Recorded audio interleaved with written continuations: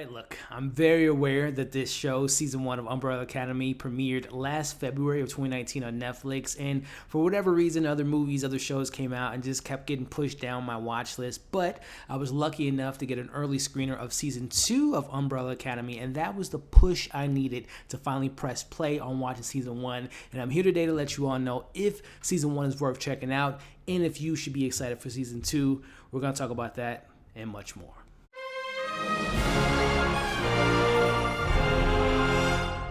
Season 1 of the Umbrella Academy revolves around a dysfunctional family of adopted sibling superheroes who reunite to solve the mystery of their father's death and the threat of an impending apocalypse. Hey, what's going on, everybody, and welcome back to my channel, Movie Files. Elliot back again with a retro review, I guess you can call it, for a show that came out on Netflix a year ago, and that is the Umbrella Academy Season 1 before Season 2's premiere. Now, I do have the screener for Season 2, so by the time this video comes out, I'm going to probably have a video that's going to dive deeper into spoilers, but this video is a spoiler-free review of Season 1 of the Umbrella Academy. But before we even dive into the details, as you can see on the screen now, make sure you follow me on all my other social media accounts. If you're new to the channel, subscribe, hit that notification bell so you don't miss any of my new content. Give this video a thumbs up, helps out the channel, but I also really appreciate it. And last but not least, if you have seen Umbrella Academy Season 1, let me know what you all thought of it. But the purpose of this video is for those that were like me and just kept pushing off. I'm going to let you all know by the end of this video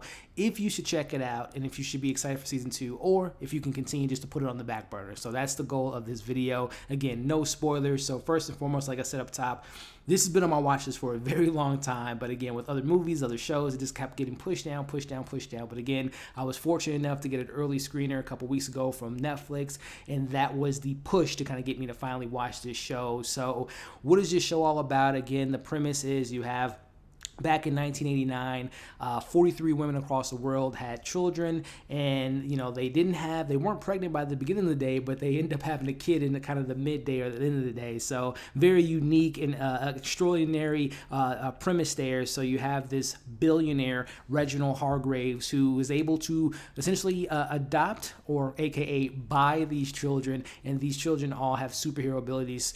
At least some of them think they do, to the extent, and we get this kind of dysfunctional scenario where the show definitely kind of reminded me a little bit of Doom Patrol meets X-Men, and meets a show that was on Netflix, one of my favorite shows of all time, The Haunting on Hill House. So very cool premise, very cool idea.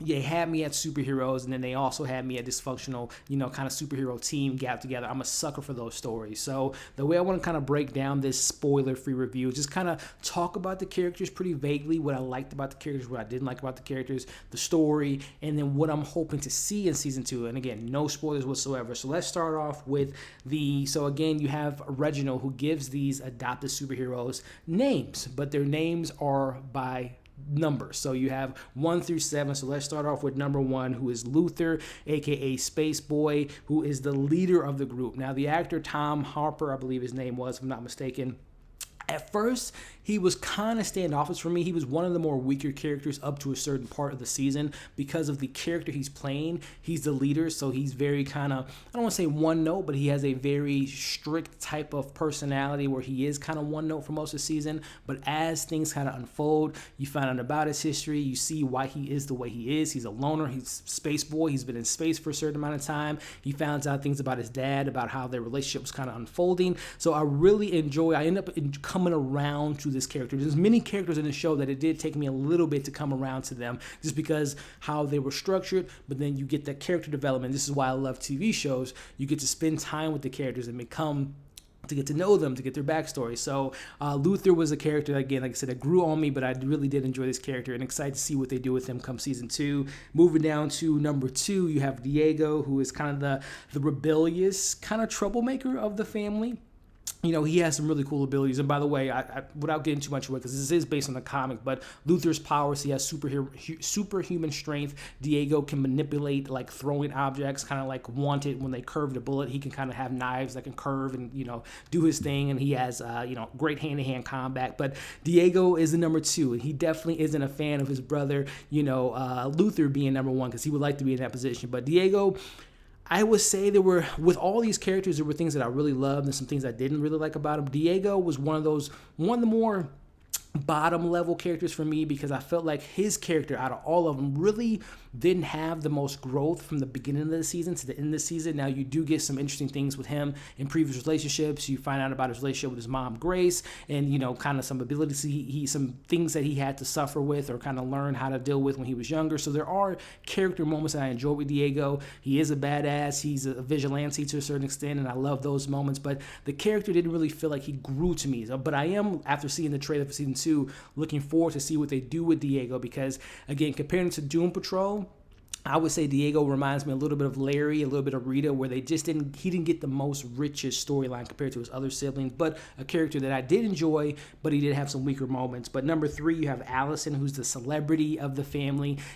She branched out and she has this very unique abilities where she can make up lies, and whatever she says, she says, I heard a rumor, and she can make that person do whatever comes out of her mouth. So she really had an interesting power set, and to me, the show kind of, again, I love the actress that played her, but another character like Diego, I wish they really explored her abilities, her powers, because again, you can make anyone do anything you say. I wish they really played in that more. There's a reason why they don't at a certain point of the season, why she can't use her abilities, but I really enjoyed the actress in this role. Her scenario with having a family, her being a celebrity, and how she became a celebrity, how she was maybe able to manipulate certain people to love her, is really fascinating. So again, another character that I like all of the actors in the show, but I hope that Allison gets more to do in season 2, because again, she has one of the more unique abilities with conjuring up lies to make people do what she wants her to do. So I really like that character.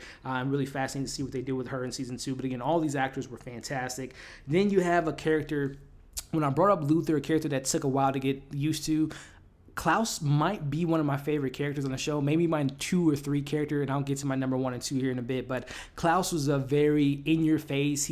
So his abilities is he can communicate with the dead, which is a very unique power set, and especially the way this season kind of unfolds and how he's able to communicate with certain characters and love interests and things of that nature. But he was a little annoying.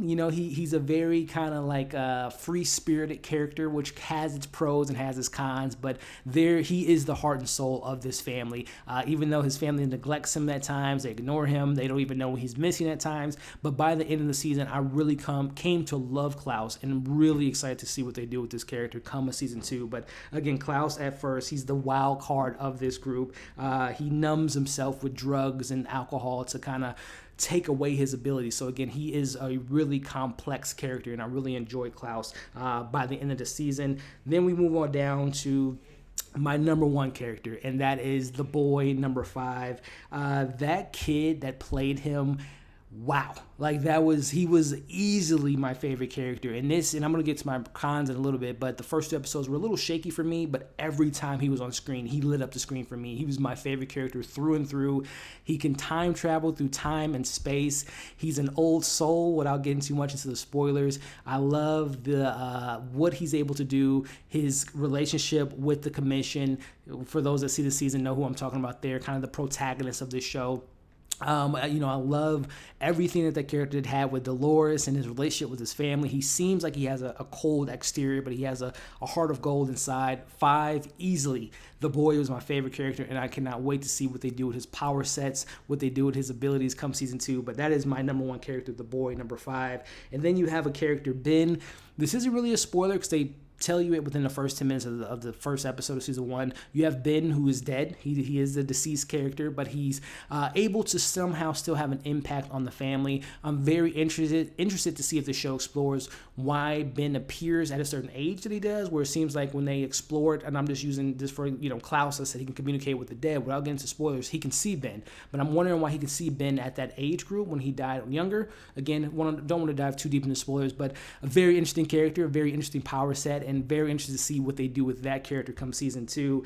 And then my number 2 favorite character, and I would say arguably probably the lead of the show, played by Ellen Page, who, by the way, I'm a big Ellen Page fan. I'm so glad she's now getting back in the spotlight. Obviously when she was younger in her career, you had Hard Candy, you had Juno, you had Inception. She kind of took a bit of a break. You saw her every now and then in indie shows, things of that nature. She was in X-Men, obviously, which again, the show reminded me a lot of X-Men, especially her character, kind of tying into a certain big character in the X-Men universe. And I'll just say, Phoenix, very reminiscent to that character for me, but Ellen Page was fantastic. As Vanya, again, without getting into the spoilers, she's the ordinary person of the family who doesn't have power skills. She's not a superhero like her other siblings. So that character being isolated, feeling alone, feeling like her father doesn't love her. By the way, their father was just terrible to all of them, but for a certain reason, we'll talk about Reginald here in a bit, but I thought from A to Z, Ellen Page was given the most, and she took advantage of it. There were some moments that I'll talk about here in a bit that I wasn't a fan of, but through and through, she was the lead of the show, and I thought she carried the show from the emotional aspect, from being the audience for a certain extent, like she doesn't have the superpowers like her siblings do. And everything that she goes through and how she's able to connect with other people in this show and kind of maybe is manipulated to a certain extent without getting into the spoilers. But I really enjoyed Ellen Page's performance, and she was my number 2 favorite character. So again, just recapping it, big fan of the entire family, the dysfunctionalness of that family, the main core group, but definitely 5, Klaus and Vanya, or I should say 5, Vanya and Klaus were my favorite 3 characters of that, that group there. But not leaving out our supporting characters, you have Cha-Cha and Hazel, who's played, Cha-Cha as Mary J. Blige, because I thought she did a great job in the show. But Hazel had a very interesting storyline. They were the bad guys, the time-traveling bad guys in the show, and I'm very interested to see what that group of the commission and those characters, what can come of a season 2 with at least, a particular character of that group. But I really enjoyed them throughout the season, even though I will say Hazel's love interest wasn't the strongest point for me for that character. You have Leonard, who is the love interest of Vanya, a character, again, no spoilers, a character that I thought for the most part did a good job of what he was given. Some of the moments didn't work for me with that character, but he is, without giving too much away, I'll just say he did exactly what I think he set out to do in this season. That character, very reminiscent of, and again, if I say these names, it'll probably be spoilers, but I appreciated that character, Leonard, even though some of the performances and some of the decisions really didn't work for me in regards to the relationship that they had. But very, very fascinating character, and definitely sparked a lot of the stuff in the second half. And then you have some really interesting characters. These are a part of the family, the Umbrella Academy, and I'm really excited to learn more about their backstory, and particularly Pogo, who is a talking monkey, and Pogo's CGI was fantastic. Like, I'm talking Planet of the Apes level fantastic. Like, the CGI on that animal, on that ape or that monkey was incredible in my opinion. Very, very, very interested to see more about his backstory, which it looks like you got a glimpse of that in the trailer for season 2. And then you have Grace, who is the motherly figure of the family, who has her own kind of, Westworld abilities, to say the least, but a very interesting character there. And again, the family dynamic was really unique. And then the person that put all these pieces together, Reginald Hargreeves, the worst dad of the year, or is he? I think that everything Reginald did set up the kids. Obviously, they hated him growing up, but him dying really brought the family together. And there is still a lot of meat on that bone with Reginald, figuring out more about his backstory, because very, very late in season 1, you find out a little bit of his backstory that seemed to open the doors to some things, some possibilities of how he was able to do certain things and know certain things of the season. So Reginald, even though he's dead, still a lot to explore in season 2, and I'm really excited to see what they do with him. And then you have another bad person, the bad guy of the show, the handler, which I'm really excited to see her come back and shake some things up. So through and through, the cast, the main cast of the family, and then our supporting characters, everyone came together. There were some things, so before I get into them criticisms, again, I thought the CGI was really well done. I thought that the story was rich. Again, I had said that this reminded me of The Haunting on Hill House. You're seeing flashbacks when they were younger, how they were raised, and then you obviously get them as adults. So I really love that aspect and that dynamic of the characters. Again, I think that the fighting sequences when we got them was good. The time traveling elements were pretty sufficient. After watching Dark, there's many shows and movies that I'm going to always compare to Dark because they handle time travel the best. But I thought this show did a good job with handling time travel when it got there. So through and through, a lot more positives than the negatives, which I'm going to get into here. I will say, without spoilers, the first 2 episodes were okay. I wasn't hooked into the show as a lot of people were when I heard all the buzz about it last year. The episode 3 to me really where the show took off, and that's why I always go by give a show 3 episodes to see what it's all about. Episodes 3 through 7 were the prime time of the show for me personally. Best character moments, best action, best stories, best kind of script and everything. That's when the show was just at its best. Episodes 8 through 10 are still solid. There were just a lot of moments I wasn't a fan of in the episodes 8 through 10. Vanya, her development of the character kind of hit or miss with me. Everything with Leonard didn't always work for me well, and seeing everything kind of unfold just kind of felt a little underdeveloped and rushed. Again, some characters didn't get as much to do in that second half. Again, I bring up Diego as a character that just didn't feel like he progressed. There's something that happens to him early on that can affect him, but I just didn't feel that character development as I did with the rest of the characters. And also the villains, Hazel and his love interest, Agnes, and honestly, a lot of the love interests in the show, whether that be Vanya and Leonard, whether that be, Hazel and Agnes, a lot of those stories, and then without giving too much away, there's a particular love interest within the actual family. They're not blood, brother and sister, but I still kind of felt weird about a certain relationship. But all of the emotional stuff within the show didn't hit me as emotionally as I think the show was trying to intend to do. And I think that's just due to the fact that it didn't resonate to me. Again, Hazel, Agnes, every time they were on screen together, I thought the relationship was cute at the beginning, but then as things kind of unfold, it's just like, Hazel, you've been time traveling for as long as you have, and then just one person you meet, all these people, that's the thing I guess that kind of bothered me with the love interest. This show takes place within a week span, so the commitment to these love interests to me just didn't really resonate with me and just felt kind of underdeveloped compared to the other stuff that I love. So just some minor gripes.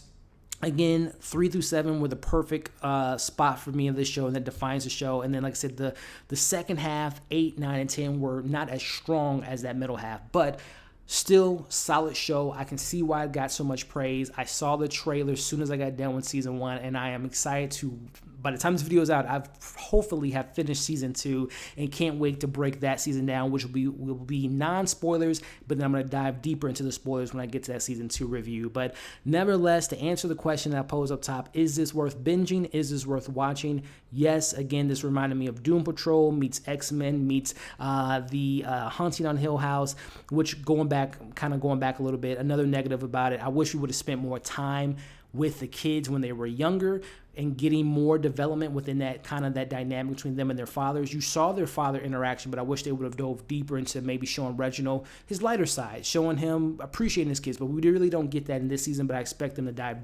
dive deeper into it come season 2. But again, going back to my overall thoughts, yes, it's worth streaming, it's worth binging, and I can't wait to see what season 2 is all about, which again, hopefully by the time this video is out, I've seen season 2 and expect a review for that pretty soon. But all in all, great season 1.